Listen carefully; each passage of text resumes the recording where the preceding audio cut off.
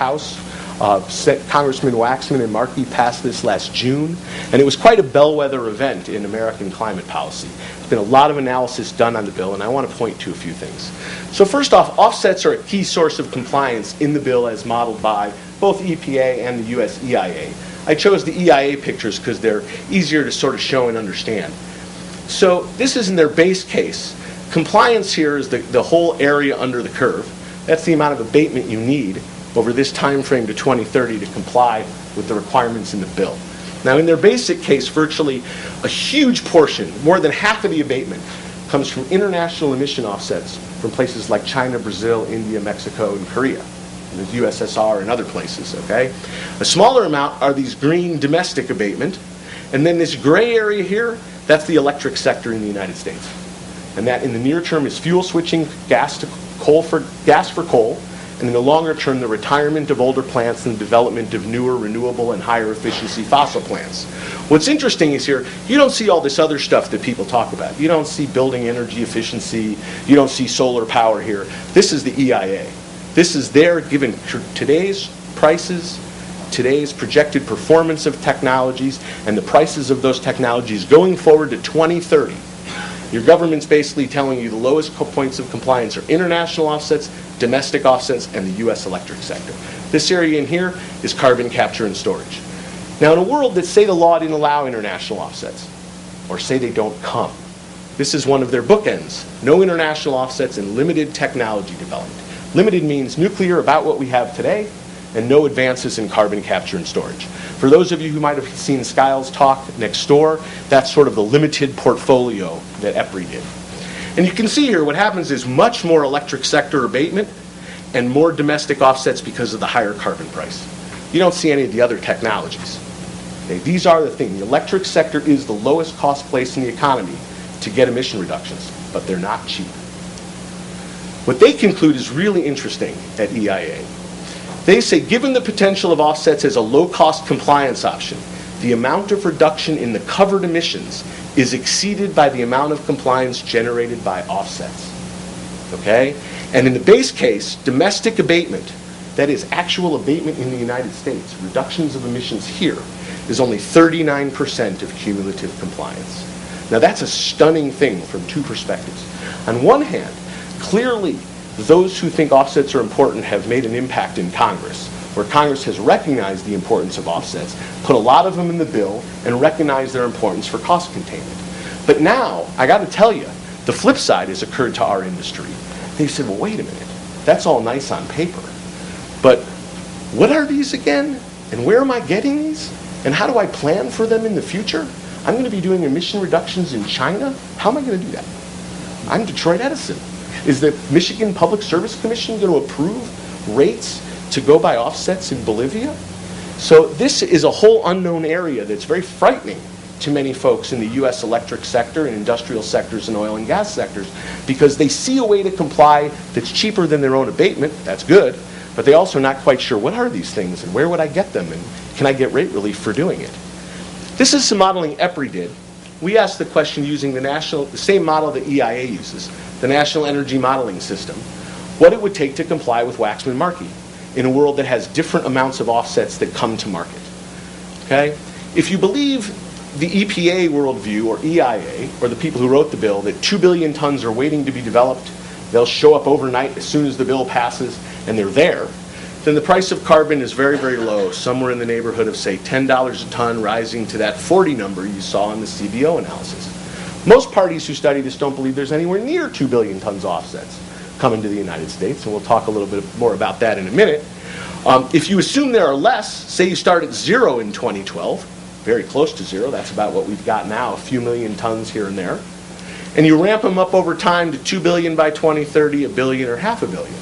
Now you start to see prices out of the box in the neighborhood of $40 to $90 a ton CO2. Those, I can tell you, are frightening numbers to people in the U.S. Congress and the regulatory agencies. They see that and they figure they've got to find a way to contain the costs of carbon.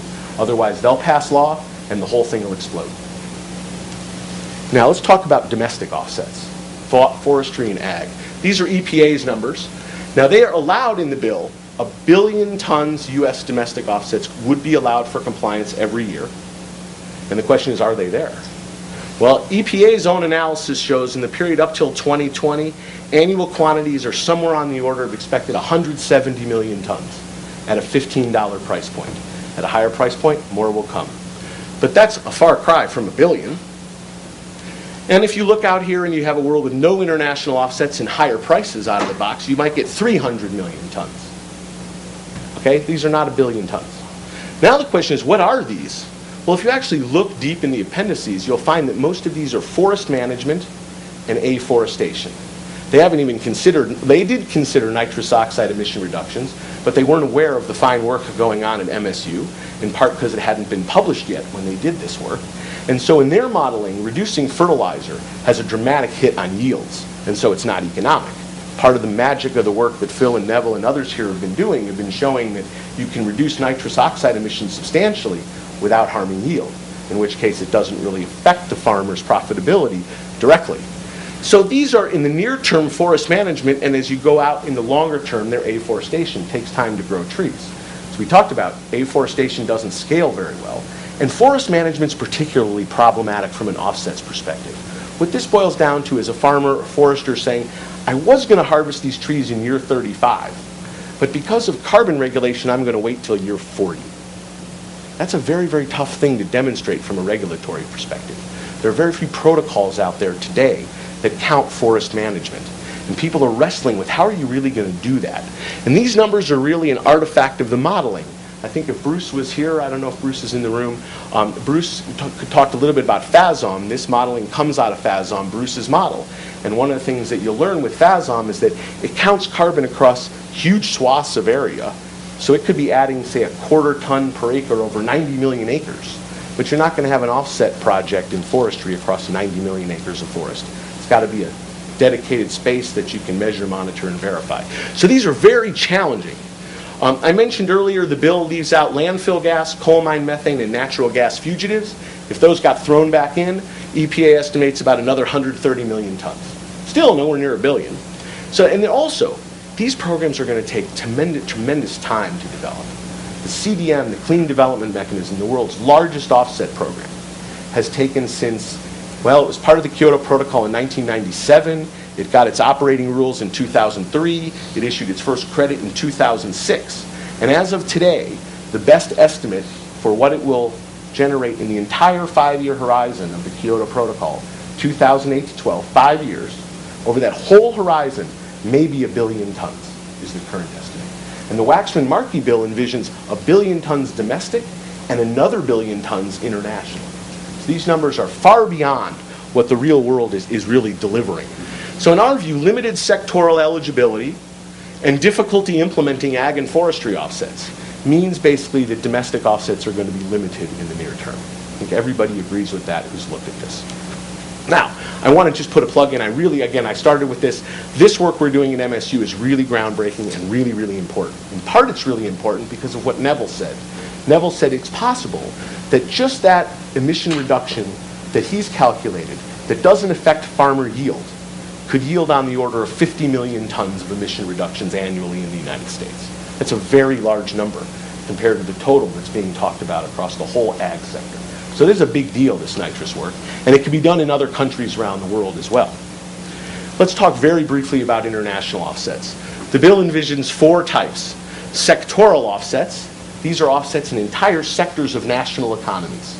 Somehow we'll make a deal with the entire Chinese electric sector. I know Skyle's waiting to do that. And somehow the Chinese electric sector will get paid by a U.S. electric company or perhaps the government, and then we'll sell offsets into the United States. Never been done. We don't really know how this architecture would work, and it was tabled in in Copenhagen. Now this will likely go forward in some way, shape, or form. Reduced emissions from deforestation and degradation, RED in the trade, is a kind of sectoral offset, but this is going to be a long road. Okay, offsets issued by an international body, that was envisioned to be CDM. That is, the Waxman-Markey bill would allow existing international offsets into the regime in the United States. As we talked about, we're thinking that the whole CDM worldwide is going to do about 1 billion tons over a 5-year period. And in addition to not having the quantity and scalability, we would be competing with the EU, Japan, Canada, Australia, and New Zealand to buy those offsets. So it's challenging to see how they'll come from the international body. Red, a very, very large potential source. Now the one drawback on red, or one of the drawbacks on red, is several of the countries that red is a key thing, Brazil and Indonesia, they've made international commitments now, particularly Brazil has passed federal law in Brazil recently after Copenhagen. They've agreed with the international community that the Brazilians on their own will reduce their emissions 40% by 2020. And embodied in that commitment is an 80% reduction in their deforestation, which they're taking on themselves. So it's sort of a zero-sum game, in my particular view. If the Brazilians are doing it for themselves, they can't sell it to emitters in the north. And so there's an inherent tension between, on one hand, we want the developing countries. You know, you'll hear congressmen say, we're not doing anything until China's in. Okay, that's great. In the same breath, they'll say, but we want cheap offsets. Well, you can't have both. If China and India and Brazil are in the international accord, a lot of those offsets just evaporated because they're using them for their own internal mitigation. It's an important thing to remember. So it's very, very difficult to see how these international offsets can yield something like 1 billion or 1.5 billion tons a year as envisioned under the Waxman-Markey bill. So let me leave you with some key insights. From our view, offsets are a really important bridge to a low-carbon future. They allow time for research, demonstration, and development of all these other key technologies that I've mentioned. And they're critical to containing cost in the U.S. federal system. They achieve emission reductions in uncovered sectors and regions, and they encourage innovation in those sectors. That's for sure. You talk to people in the offset world today, they are scouring the globe for offsets. They're going to gas flaring projects in Nigeria. I know a guy who went to Western China looking at landfills. There are people all over the world just searching for offsets.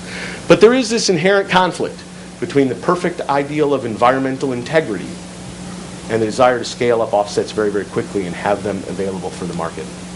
And the massive scale envisioned in the bill, it's just hard for those who really study this to see this. Even the biggest boosters don't see 1 billion tons domestically and 1 billion tons internationally coming in to the U.S. system.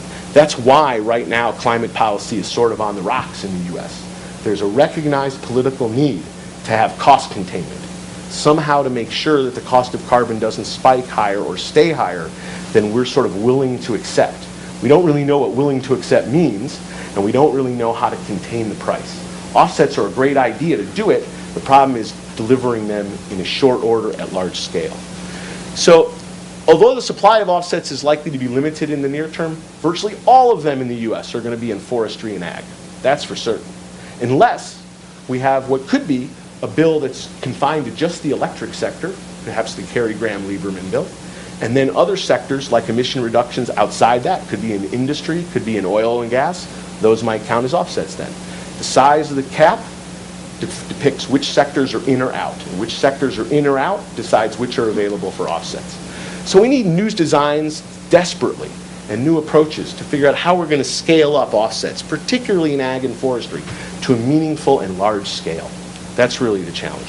And finally, offsets are a way that you can link the evolving markets for carbon around the world. The CDM, this UN program, issues a unit of reduction called the Certified Emission Reduction, the CER. And that unit is becoming the US dollar of carbon trade. Programs as they evolve around the world are all sort of saying, we'll take the CER. And as soon as 2 or more programs accept that, now you have fungibility among the programs. And that's really the holy grail for those who believe in global cap and trade. Because if you can get all those markets linked, then you can equalize the price of carbon around the world. Anyway, thank you very much for your attention. Last thing I'll say is if you want any of our offsets-related work, all of our research is available online for free. We've done a series of workshops in Washington, which Ruben has participated in, and many others. All of the presentations are online at EPRI.com. Thanks a lot for your time. Thanks, Adam. We have a couple of minutes for questions. And you make a very good point in terms of that natural gas, coal conversion, and primarily in terms of the increasing cost, of course, of carbon. How cheap, though, can natural gas get to maybe all of a sudden be so much more of a cheaper alternative? That's a great question. And they'll flock there instead of... It's a great question. One of the models are most sensitive to the price of natural gas. If you talk to folks in the gas industry or the really good analysts, what they'll tell you is there's a natural cap and floor on the price of gas, at least historically. Now, there are some questions, has shale gas kind of blown that away? Nobody knows. But here's the logic behind the cap and the floor. All right? As gas prices fall, and people say the natural floor is about $2. That's as low as it can go, people say. Some say $3. But anyway, as it goes lower, more electric power generators in real time generate with gas rather than coal. In the marketplace, gas will displace coal. And we've seen some of that recently in the Southeast. Without carbon policy, there have been some power plants in the coal mix that have fallen out of use, and gas plants come in on a real hourly basis based on the fuel costs. Okay? But what happens is that then increases demand for gas, and gas prices rise. And as they rise, then they naturally reach a ceiling where they get so high, the generators switch back to coal. Now you talk about, what about the gas market? Well, the gas market guys do the same thing. As gas prices get too low, they shut in their wells. They say, you know, we're not taking $2 for gas. We're turning off the spigot. We need $4 to $6 to make a living, so they turn off the spigot. So you have this natural interaction between electricity production and generation and the gas market that historically has kept gas between about $3 and $8 a million MMBTU, a million BTU. It can sometimes spike higher, it can sometimes spike lower, but that's been kind of the historical cap and collar. How you think that's going to go in the future has a huge impact on what technologies get built. Absolutely. But nobody knows the answer to that. We just know that right now we can look forward, by the way, and we can see on the New York Mercantile Exchange, gas for delivery in 2012 is $8 a million BTU. So the market thinks it's going to be $8. Anybody else? Okay. I had a question. The standard econ or talent model prices rise at the rate of income, so it's allocated over time. So do you think climate change legislation is coming? There's a huge incentive to get stuff out of the ground now and burn it before the regulation kicks in. A huge desire to get fuels out of the ground? Yeah, like oil and before it gets too expensive to extract it. Do you hear anything of that is going on? That with looming legislation making a difference in incentive to get fast now and get it out? Well, there's certainly an incentive for baseline creep. And frankly, we're bad as a society about this. We punish early actors. So there's a number of companies in the electric sector, for example, who've taken dramatic steps on their own to reduce their own emissions in the hopes that they'll get credited for early action for doing that in legislation. But no one knows if they will. Their great fear is that when the bill gets passed and somehow a target gets settled on and an allocation gets done, they'll be penalized for the good activities that they did over the last 10 years because their baseline will be lower than it otherwise would have been.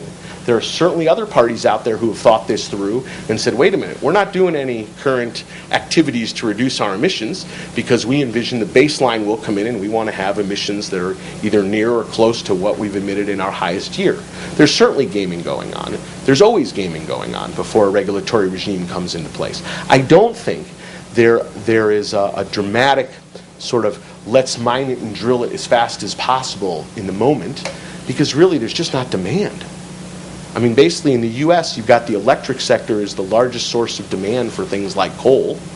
And if the electric sector is not generating power right now, it's falling demand for power across the country, there's excess coal capacity out there. So, I understand the hoteling models. The real world right now isn't really thinking along those lines. It may catch up to it. Thanks, Adam. You bet. Move on.